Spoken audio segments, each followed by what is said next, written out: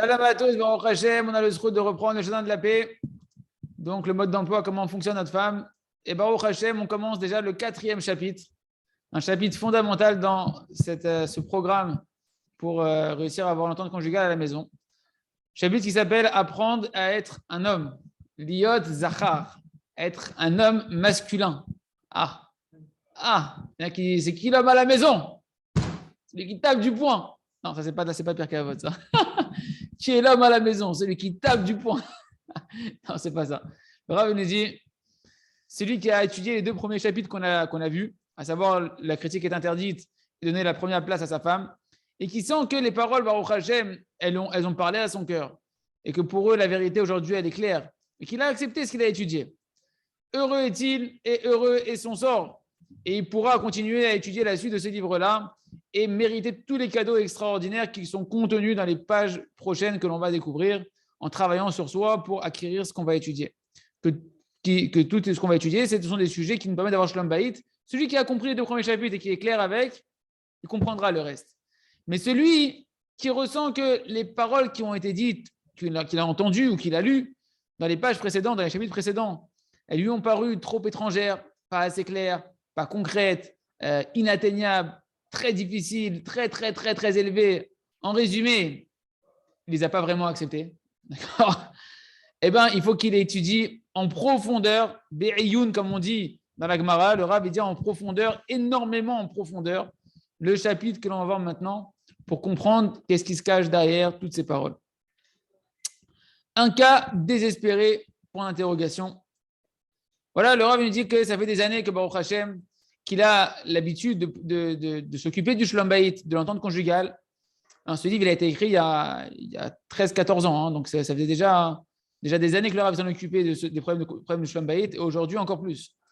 Et Hashem, il a éclairé le Rav, comme il nous dit, à travers le regard de la Torah Akdosha, de la Torah de Rabbi Nachman et de tous les écrits de nos sages, de trouver des conseils merveilleux pour le Shalom Bayit qui ont pu faire des merveilles dans de nombreux couples, au sein de nombreux foyers juifs. Même chez des gens que des fois, ils étaient au bord du désespoir. Et mamash, des fois, des personnes, on pensait que c'était fini, ils ont réussi à sauver leur Shalom Bayit, à plus forte raison chez des gens qui avaient déjà une bonne base, qui avaient où il y avait un terrain qui était déjà apte à être travaillé. Et il a vu clairement que dans la plupart des cas, Baruch Hashem, ces conseils-là, ils ont aidé les gens, les conseils qui ont éclairé le cœur du Rav ont pu aider les gens dans leur propre vie. Mais pourtant, le Rav il témoigne qu'il y a quand même des cas particuliers où j'ai réussi à rien faire avec les gens, où aucun de mes conseils n'a réussi à porter ses fruits dans le cœur des maris. Et lorsque j'ai écrit ce livre-là, le Jardin de la paix, quand j'étais en train de l'écrire, je donnais au fur et à mesure à des élèves, à des maris, quelques pages, des chapitres, de certains chapitres qui n'étaient pas encore compilés dans le livre, mais qui étaient déjà écrits, pour qu'ils commencent à travailler avec eux, avec ces livres-là, avec ces pages-là. Et j'ai vu que la plupart des maris, Baruch Hashem, ils se sont émerveillés de ce qu'ils ont lu, et ils ont témoigné que ça leur a changé la vie. Mais j'ai vu d'autres personnes, malgré tout, que, allez savoir pourquoi, tout ce qu'ils ont lu dans les pages qu'ils ont lues, ils sont restés pareils, comme si qu'ils n'avaient rien lu. Et au contraire, des fois même, ils venaient en râlant. Et la femme, qu'est-ce qu'on va dire à la femme? C'est quoi elle où maintenant le mode d'emploi pour la femme? Comment le mari fonctionne? Hein? Comment elle va changer? C'est quoi sa part à elle? Qu'est-ce que tu apprends, toi, Rav, aux femmes? Comment elles doivent se comporter? Et le Rav lui dit, c'est exactement ce qui s'est passé dans un cas avec une personne qui est venue me voir pour avoir un conseil de Shalom Bayit. Et il commence à me raconter, voilà, moi je fais ça, ça et ça, Rav, moi j'achète pour ma femme, je construis tout pour elle, je lui donne, etc., etc. Et elle, rien du tout. Et elle fait rien. Et elle, etc. Et le Rav, il a dit dans son cœur, il s'est dit, le Rav, bon, je vais lui laisser déverser son cœur, il a besoin de sortir ce qu'il a à l'intérieur de lui, je vais laisser déverser son cœur. Et après, je vais lui conseiller de lire quelques chapitres que j'ai déjà écrits du livre Le Jardin de la paix. Et quand il va les lire, je suis sûr qu'il va comprendre son erreur et il va changer son opinion, sa manière de penser. Et voilà que ces chapitres-là, que je voulais lui donner, ils étaient sur ma table quand je parlais avec lui. Et pitom, soudainement, tant que je suis en train de parler avec lui, etc., que j'essaie d'écouter ses paroles, etc., lui, le mari, il me montre sur la table les feuillets que je voulais lui donner. Il dit, voilà, c'est ces pages-là qui sont sur votre table, là, de son Shalom Bayit. J'ai un ami qui me les a donnés, ces chapitres-là. Je les ai lus, Baruch Hashem, j'accomplis tout ce qui est marqué là-bas. C'est les fameux chapitres qu'on a fait, les amis. Hein. De ne pas faire de critique à sa femme, de donner la première place, qu'elle est le miroir de l'homme. Il dit, moi j'ai fait tout ce qui est marqué là-bas. Et c'est elle qui n'est pas comme il faut. Elle fait pas ci, elle est comme ça, elle fait pas ci, etc., etc., etc. Là, le Rav, il a dit, waouh, Boubou Alik, s'il a lu ces chapitres-là et qu'il fait encore dépendre le shlam baïd de sa femme et qu'il a encore des plaintes contre sa femme, alors, c'est que Mamash, il n'a pas du tout compris c'est quoi le problème. S'il espère encore que c'est sa femme qui doit s'arranger pour Shlom Bayit, alors on ne peut rien faire pour ce monsieur-là. Il n'a rien compris. Ça montre qu'il n'a pas du tout compris le message des chapitres qu'il a lus. Pour ça, le Rav a dit, je n'aime pas commencer à parler avec lui. Je l'ai béni et je l'ai laissé partir. Et je me suis mis à prier à Kadosh Baruch Hu pour lui, qu'il puisse en sortir, et que Kadosh Baruch Hu ait pitié de lui, et qu'il lui donne du da'at, de la vraie conscience, de la vraie connaissance, qu'il comprenne les paroles qu'il a étudiées pour qu'il puisse sortir de son erreur. Et voilà qu'il nous dit, Kadosh Baruch Hu, il a eu une providence envers cet élève-là. Qu'est-ce qu'il a dit, ce monsieur?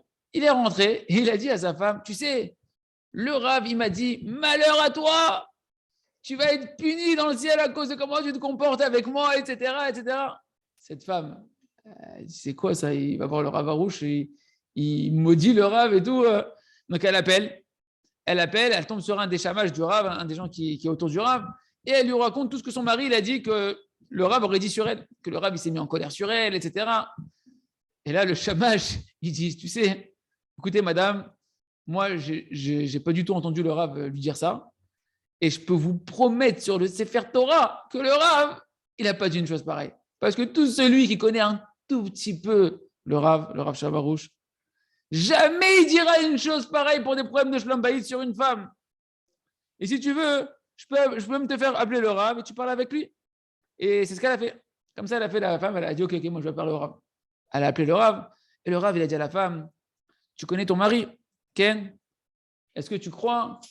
Est-ce que tu crois dans ton Atma Aminalo, tu crois dans ton mari ou pas?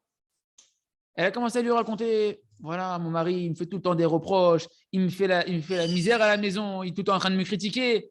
Bidou, en fait, elle a pointé du doigt qu'il faisait tout le contraire de tous les principes de Shlom Bayit que le Rav il a marqué dans les chapitres. Et ce n'est pas du tout ce que le mari avait dit. Que le mari il a dit qu'il avait lu ce qui était marqué là-bas et qu'il accomplissait exactement tout ce qui était marqué là-bas et que tout le problème c'était de sa femme, etc. Au final, il n'a pas du tout fait ce qu'il avait à faire. Et lorsque j'ai vu cette situation-là, je me suis assis, j'ai fait Yeshuva Da'at et j'ai commencé à réfléchir. Quel est le point qui manque ici? Comment c'est possible une telle chose pareille?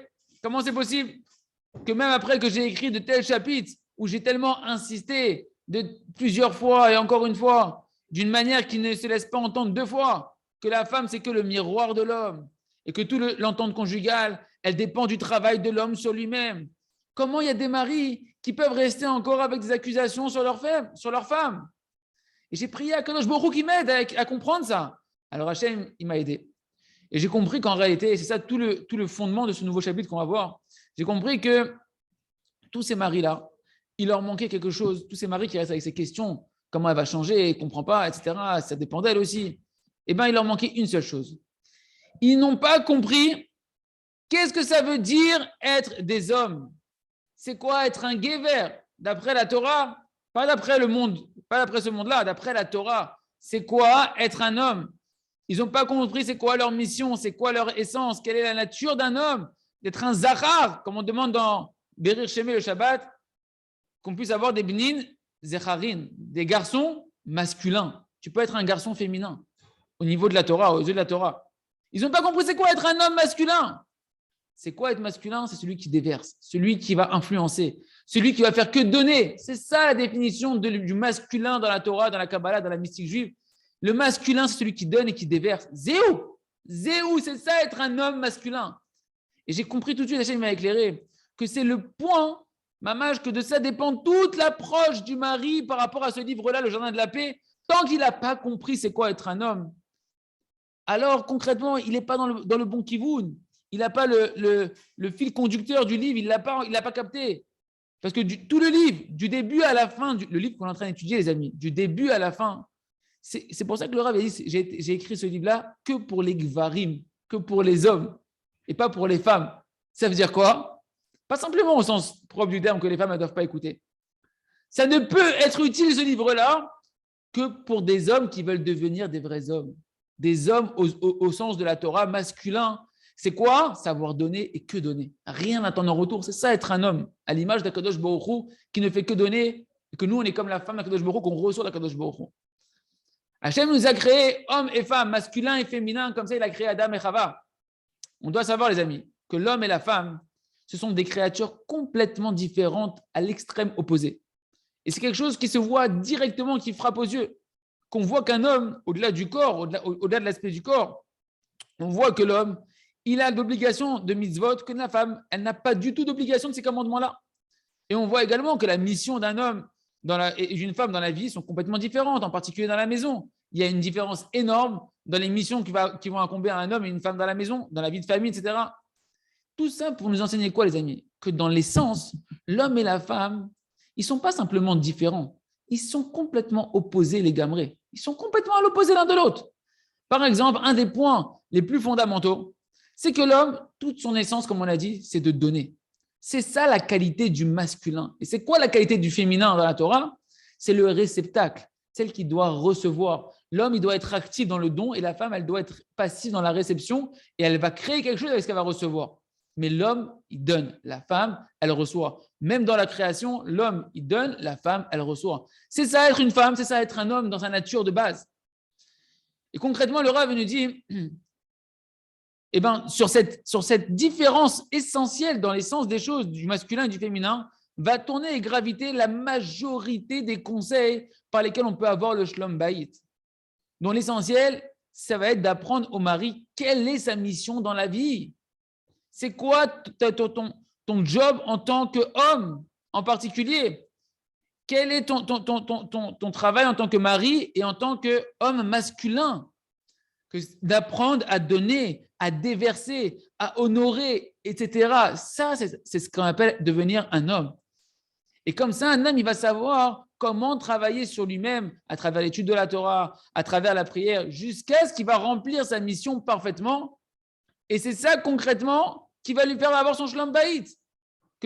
Lorsque chacun du couple, il fait sa mission véritable et il apprend à être à sa place par rapport à comment il t'a créé. Les femmes, justement, le Rav, à l'époque, il était en train d'écrire un livre, justement, pour renforcer les femmes, pour savoir c'est quoi leur mission à elles. Il est sorti aujourd'hui depuis longtemps, c'est la sagesse féminine. Mais il nous dit, attention, l'approche que j'ai pour les femmes, elle est complètement différente de l'approche que pour les hommes.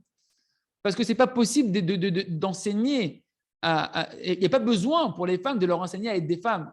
Un réceptacle, c'est un réceptacle. Il n'y a pas besoin de t'apprendre à être un réceptacle. Par contre, un mari, oui, il faut lui enseigner comment devenir un homme masculin. Parce que dans nos générations, les amis, beaucoup d'hommes ont perdu leur qualité de masculin. Et c'est ça le problème numéro un de tous les shlom bayit de la génération. Parce qu'une telle maison où l'homme ne se comporte pas comme un homme au sens de la Torah, dans les sens comment Hachem l'a créé, il ne peut pas y avoir entente conjugale. Comme on explique dans chaque chapitre justement de ce livre-là. Et c'est ça que tout celui qui va lire maintenant le Jardin de la paix, il se rend compte directement que tout le shlom bayit, toute l'entente conjugale, il dépend de l'homme. Pas un petit peu de l'homme. Complètement de l'homme mamash. Et c'est une des raisons les Asiba Azot mamash. Une des raisons profondes, c'est qu'Akadosh Baruch Hu, il a créé la création comme ça, que l'homme, il soit un homme qui déverse. Et que la femme, elle soit un réceptacle, le féminin, il soit un réceptacle. La nature d'un homme, elle est complètement, encore une fois, différente de la nature d'une femme. La nature d'un homme, c'est d'être mashpia, donner, déverser, gâter, rendre heureux, spirituellement ou matériellement. Et Béhémet, donc en réalité, tout dépend de toi de donner. On ne demande pas à la femme de donner. Parce que la femme, son rôle, qu'on le veut ou pas, c'est de recevoir. C'est la passivité. Si c'est comme ça, son comportement à la femme, c'est qu'une conséquence du comportement du mari. En fonction de ce que tu vas lui déverser, ce que tu vas lui apporter. Comme on avait expliqué dans les pages précédentes, à l'image du soleil et de la lune. Tu ne peux pas accuser à la lune de ne pas éclairer si le soleil ne l'éclaire pas. L'homme, c'est le soleil. De la même manière que la lumière de la lune dépend directement de la lumière du soleil qui va l'éclairer, la lune va être le réceptacle. Elle n'a pas de lumière en elle-même. D'accord? Elle va être un reflet, comme le miroir, un reflet du soleil qui, lui, va donner sa lumière sur la lune. Et bien, de la même manière, la lumière que la femme va te renvoyer dans ta vie et dans la vie de tes enfants, ça dépend directement de comment toi, tu vas jouer ton rôle d'homme, ton rôle de soleil, de donner toi la lumière. Tu ne dois pas attendre de la lumière de ta femme. C'est une lune. Une lune, ça ne donne pas de lumière. Tu peux attendre du jour jusqu'à demain. Tu peux attendre que la lune, elle éclaire. Elle n'éclairera jamais par elle-même s'il n'y a pas le soleil qui lui envoie de la lumière. Et maintenant, on peut comprendre pourquoi ce livre a été écrit tout pour des hommes. Vu que toute l'essence de l'homme, elle est complètement différente à l'extrême de la femme, et que tout le but ici d'un homme, il est complètement différent du but de la femme. Si c'est comme ça, on comprend que la manière d'enseigner Shalom Bayit à un homme, c'est différent d'une femme. Tu ne peux pas donner le même enseignement à un homme et une femme ensemble. Au contraire, tu ne peux pas avoir un livre qui va être commun à l'homme et à la femme. Ça aurait été une grosse question. À quoi ça ressemble? Comme si tu veux maintenant enseigner, tu t'occupes maintenant de l'éducation des enfants, Chinour Yaladim, et tu vas écrire un livre pour les parents et les enfants en même temps. Ce n'est pas possible. Chacun comprend que ce n'est pas logique. Parce que le parent, il a sa mission à lui d'être parent, et l'enfant, il a une autre mission d'être enfant. Et donc, c'est évident qu'on comprend qu'il va falloir donner un enseignement spécifique aux parents pour être un bon parent, et à l'enfant, un autre enseignement séparé pour devenir être un bon enfant. Et bien, c'est exactement pareil pour l'homme et la femme. Tu ne peux pas l'enseigner ensemble. Ça ne va pas ensemble.